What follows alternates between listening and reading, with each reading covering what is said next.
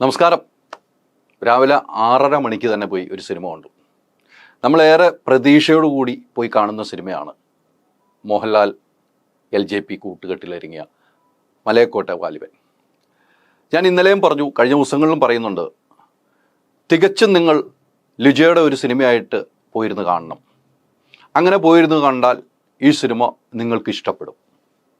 മറിച്ച് വലിയ രീതിയിൽ ഒരു ആറാം തമ്പുരാൻ, അല്ലെങ്കിൽ ലൂസിഫർ, പുലിമുരുകൻ, രാവണപ്രഭു, ഇങ്ങനെയൊക്കെ ഒരു സിനിമയായിട്ട് നിങ്ങൾ പോയി കാണരുത്. കണ്ടാൽ നിങ്ങൾക്ക് ആ സിനിമ ഉൾക്കൊള്ളാൻ കഴിയില്ല എന്ന കാര്യത്തിൽ യാതൊരു സംശയമില്ല. പഴയ കാലഘട്ടത്തിലൂടെ പോകുന്ന സിനിമ, അതിൻ്റെ സ്ലോ ഉണ്ട് സിനിമയ്ക്ക്. ആ സ്ലോയിലൂടെയാണ് കഥ പറഞ്ഞു പോകുന്നത്. അതിന് യാതൊരു മാറ്റവുമില്ല. നമ്മൾ ഉൾക്കൊണ്ടാൽ മാത്രമാണ് ആ സിനിമയുടെ ആ ലാൻഡിങ് വരെ നമുക്ക് കാണാൻ പറ്റുകയുള്ളൂ. ഒന്ന് പറയാം, മോഹൻലാൽ എന്ന ഒരു നടൻ സൂപ്പർ സൈലന്റ് ഹീറോ ആയിട്ട് നമുക്ക് വന്നിട്ടുണ്ട്. അതിന് യാതൊരു സംശയം, അത് ലിജോയ്ക്ക് കഴിയൂ എന്ന കാര്യത്തിന് ഒരു സംശയമില്ല.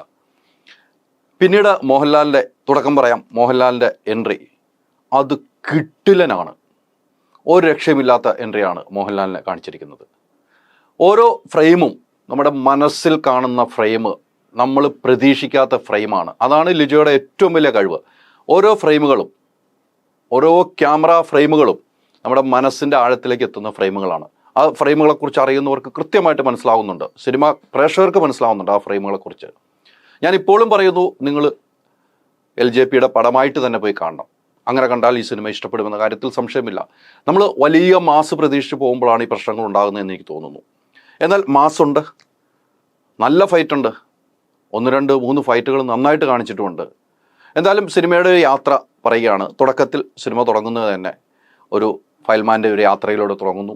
ആ ഫയൽമാൻ പല ഏരിയയിലും പോയിട്ട് അവിടെയുള്ള സ്ഥലങ്ങൾ വെട്ടിപ്പിടിക്കുന്നു. ഫയൽമാൻ ഫൈറ്റ് ചെയ്താണ് വെട്ടിപ്പിടിക്കുന്നത്. അത് അവിടെയുള്ള ആളുകൾക്ക് ഒരു ഗുണമാവുന്നു. അവർ ഈ ഫയൽമാനെ ഏറ്റെടുക്കുന്നു. മലയക്കോട്ടെ വാലിബൻ എന്ന് ഏറ്റെടുക്കുകയാണ്. അങ്ങനെയാണ് സിനിമയുടെ ഒരു യാത്ര. ഫസ്റ്റ് ഹാഫിൽ ഈ പറഞ്ഞതുപോലെ ഈ പറയുന്ന ഒരു എന്താണ് ഈ പറയുന്ന യാത്രയ്ക്ക് സ്ലോ ആയിട്ട് പോകുന്നു എന്നൊരു കാര്യം ഞാൻ എടുത്തു പറയുന്നു. അതാണ് ഞാൻ പറഞ്ഞത്, ലിജോയുടെ സിനിമയായിട്ട് നിങ്ങൾ പോയാൽ നിങ്ങൾക്കത് ഗുണം ചെയ്യും. സെക്കൻഡ് ഹാഫ് നമുക്ക് ഒരു 20 മിനിറ്റ്, തുടക്കത്തിൽ 20 മിനിറ്റ് അത് ഗംഭീരമാണ്. ഒരു കോട്ടയിലുണ്ടാകുന്ന സംഭവങ്ങൾ, കഥ പറയാൻ പാടില്ല, കഥ സിനിമ കാണാത്തവർ കാണണം. ആ കോട്ടയ്ക്കുള്ളിൽ നടക്കുന്ന ഒരു ഫൈറ്റും അവിടെ ഉണ്ടാകുന്ന ആ സംഭവങ്ങളും ഗംഭീരമായിട്ടുള്ള രീതിക്കാണ് മേക്ക് ചെയ്തിരിക്കുന്നത്. പിന്നീട് അതിൻ്റെ യാത്ര, ആ കോട്ടയും തിരിച്ചു പിടിച്ചുകൊണ്ടുള്ള യാത്രയാണ്. അതിൽ വലിയ രീതിയിലുള്ള കാര്യങ്ങൾ നമുക്ക് കൃത്യമായിട്ട് കാണാം. അവിടെ ആ ഫയൽമാൻ്റെ എല്ലാ കഴിവുകളും, ഒരു ഫയൽമാൻ എങ്ങനെയാകണമെന്നുള്ള ആ കഴിവുകളെല്ലാം അവിടെ കൃത്യമായി കാണിച്ചുകൊണ്ട് തന്നെയാണ് യാത്ര പോകുന്നത് എന്ന കാര്യത്തിൽ സംശയമില്ല. അതിനുശേഷം ഉള്ള യാത്ര നമ്മൾ ലിജോയുടെ എല്ലാ സിനിമയ്ക്കും നമ്മൾ പറയാം, ക്ലൈമാക്സ് നമ്മൾ പ്രതീക്ഷിക്കുന്ന അപ്പുറത്തേക്കായിരിക്കുമെന്ന് പറയും. ആ രീതിക്ക് തന്നെയാണ് ക്ലൈമാക്സ് കൊണ്ട് വെച്ചിരിക്കുന്നത്. അത് നമുക്ക് പറയാൻ പറ്റില്ല. പിന്നീട് ഇതിൻ്റെ സെക്കൻഡ് പാർട്ട് അല്ലേ, അത് തുടക്കം മുതൽ സെക്കൻഡ് പാർട്ടിനെ കുറിച്ച് ചർച്ച ചെയ്തതാണ്. സെക്കൻഡ് പാർട്ട് ഉണ്ടോ ഇല്ലയോ എന്നുള്ളത് സിനിമ കണ്ട് തന്നെ തീരുമാനിക്കുക. അതുകൊണ്ട് തന്നെയാണ് ഞാൻ അങ്ങനെ പറയുന്നത്, സിനിമ കണ്ട് തന്നെ തീരുമാനിക്കണം. പിന്നീട് ഇതിലെ കഥാപാത്രങ്ങളെ കുറിച്ച് പറയാം. മോഹൻലാലിൻ്റെ ഒപ്പം അഭിനയിച്ച ആശാൻ ഹരീഷ് പേരടി ഗംഭീരമായിട്ട് പെർഫോം ചെയ്തിട്ടുണ്ട്, ഒന്നും പറയാനില്ല.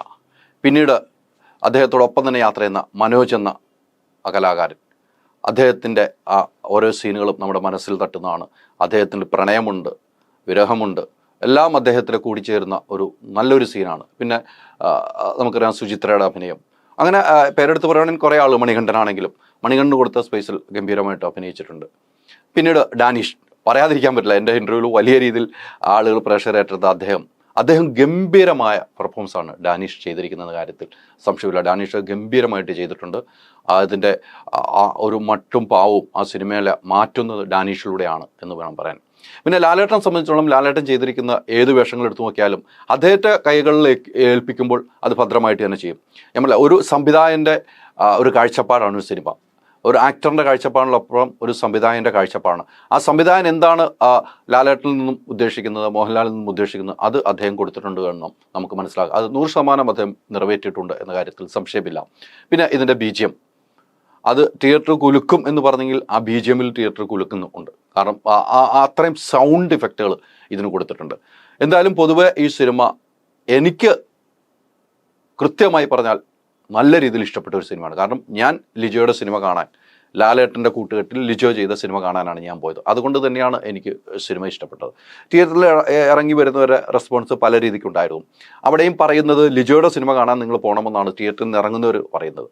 പക്ഷേ ലാലേട്ടൻ്റെ ഫാൻസ് എത്രമാത്രം ഇത് ഉൾക്കൊണ്ടുവെന്നാണ് നമുക്ക് സംശയമുണ്ട്. കാരണം ഫാൻസ് എപ്പോഴും ലാലേട്ടൻ്റെ മാസും ആക്ഷനും ഡയലോഗും ഒക്കെ കേൾക്കാനാണ് പോകുന്നത്. പക്ഷേ എന്നാൽ ഇതിലും ആ ഡയലോഗുകൾ പറഞ്ഞിട്ടുണ്ട്. അത് സ്ലോയിലാണ് പറയുന്നത് എന്ന് മാത്രമേ ഉള്ളൂ. ഡയലോഗ് നല്ല ഡയലോഗുണ്ട്, ഒരു നട്ടല്ലിൻ്റെ ഡയലോഗൊക്കെ പറയുന്നത് ഞാൻ പറയുന്നില്ല.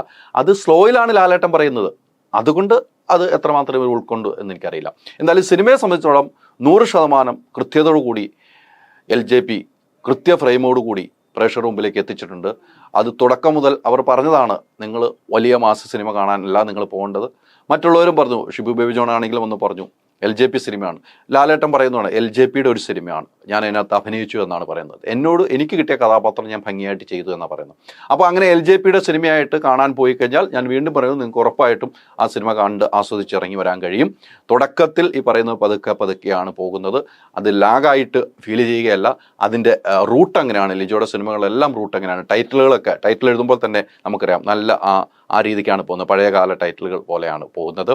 അതോടൊപ്പം തന്നെ കാളവണ്ടി, നമ്മളെ പഴയ കാലത്തേക്ക് കൊണ്ടുവന്ന കാളവണ്ടിയും കാര്യങ്ങളും എല്ലാം ഉണ്ട്. അതിലൂടെയുള്ള ഒരു യാത്ര പല കോട്ടകളിലേക്കും പോകുന്നു. ആ കോട്ടകളിൽ പോയി കീഴടക്കി ഒരു ഫയൽമാൻ എങ്ങനെയാണ് ജീവിച്ചിരുന്നതെന്ന് ആ ഫയൽമാനെ തുറന്നു കാണിക്കുന്നു എന്ന് വേണം ഈ സിനിമയെക്കുറിച്ച് എനിക്ക് പറയാൻ. എന്തായാലും സിനിമ സൂപ്പർ ഹിറ്റ് ആകട്ടെ, പ്രേക്ഷകർ ഏറ്റെടുക്കട്ടെ. തിയേറ്റർ എക്സ്പീരിയൻസ് തന്നെയാണ് സിനിമ, അതിന് യാതൊരു മാറ്റവുമില്ല. തിയേറ്ററിൽ പോയിരുന്ന് കാണേണ്ട സിനിമ തന്നെയാണ്. അല്ലെങ്കിൽ ഈ സിനിമ നമുക്ക് മുതലാകില്ല. തിയേറ്ററിൽ പോയിരുന്ന് തന്നെ കാണേണ്ട സിനിമയാണ്. നിങ്ങൾ ചോദിക്കും തിയേറ്ററിൽ പോയി കഴിഞ്ഞാൽ ഇത് അങ്ങനെയുണ്ട്, പല അഭിപ്രായങ്ങൾ വരുന്നു എന്ന് പറയുമ്പോൾ നിങ്ങൾ പോയി കണ്ടാലാണ് നിങ്ങൾക്ക് എക്സ്പീരിയൻസ് ചെയ്യാൻ പറ്റുള്ളൂ.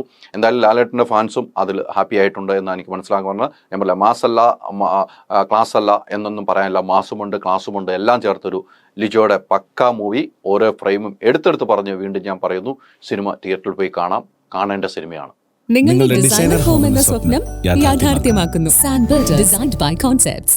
ചേഞ്ച് ആകണമെങ്കിൽ മൈജി തന്നെ പോണം. ലേറ്റസ്റ്റ് ബ്രാൻഡ് മൊബൈലുകളും ബെസ്റ്റ് ആക്സസറീസ്, ഒറിജിനൽ ബ്രാൻഡുകളുടെ wide range. MyG future. Change ആകൂ, വേറൊരു റേഞ്ച് ആകൂ.